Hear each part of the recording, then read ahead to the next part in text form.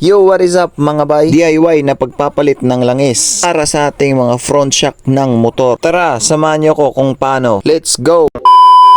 Ang una nating ginawa ay tanggalin ang shock sa ating motor. At pagkatapos matanggal na ito ay isusunod naman natin ay ang lock sa mismong shock. Shoutout nga pala sa kasama nating si Junjun at katulong natin sa pagbaklas, sa paggawa at sa pagbalik nito. Kasi kung wala siya ay ambot na lang. Dito ay nahirapan kami sa pagbaklas ng o-ring sa shock. Dahil sa DIY lamang ito at kulang pa kami sa gamit. Muntik na kaming nahirapan sa kalisod nito. At gusto ko nang tawagin si Oscar. Buti na lang matalino ang kasama ko at hindi babaero. At balik na tayo sa DIY namin. Medyo natagalan kami dito mga bay. Dahil sa una lang naman yan mahirap. Pero pag tumagal na ay ambot na lang. Kunting kalikot lang ay matatanggal na namin ito. At yun na nga, natanggal na namin ang o-ring sa shock. At tapos na tanggalin na natin ang spring pati ang langis na nasa loob. At pagkatapos ay atin ang linisan. At si Junjun na ang bahala dyan dahil pag ako ay ambot na lang. Dito ay tamang tingin at upo lang tayo habang nililinis ni Junjun ang shock. Hindi ko alam kung ano inisip niya habang nakatingin siya sa akin. Ay ambot sa imo John. Pinas forward na natin ang ating video para mabilis. Ulit-ulitin nyo lang ang paglinis ng shock na ito. Kasi ang ginawa namin 2 hanggang 3 para alam naming mas malinis talaga. At ito yung ginawa naming paraan para sa paglilinis ng shock. At lilinisin din natin ang mga spring nito.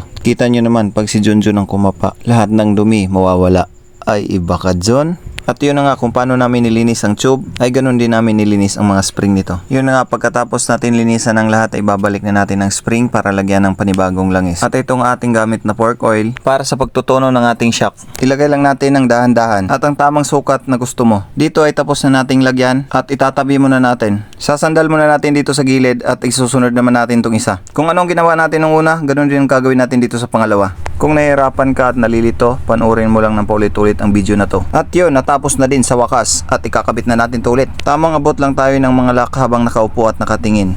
Dito ay nakabit na natin ang lock at titignan natin kung may nagbago nga ba. Ang ginawa natin ay up, down, ganun lang. Syempre, tinesting ko rin ito. At kung tinatanong nyo kung may nagbago, oo, meron. Dahil kanina, sobrang lambot nito. Dahil tapos na natin ito no, ngayon ibabalik naman natin ang dalawa nating shock. Nakabit na natin ngayon ang shock, kakabit naman natin ngayon ang tapalodo. At isusunod natin ngayon ay ang gulong. Ito na ang panghuling ikakabit natin para testing natin ang shock. Ngayon ay tapos na, this is it, pansit. At yun na nga, sinubukan na natin mga bay. At sobra tayong natuwa sa resulta ng ating nagawa mga bay. Kaya kung kaya namin, kaya nyo rin yan mga bay. Sana nakatulong ang video na to. Maraming salamat sa mga nanonood. Ako nga pala si Dudong RB mga bay. Ingat!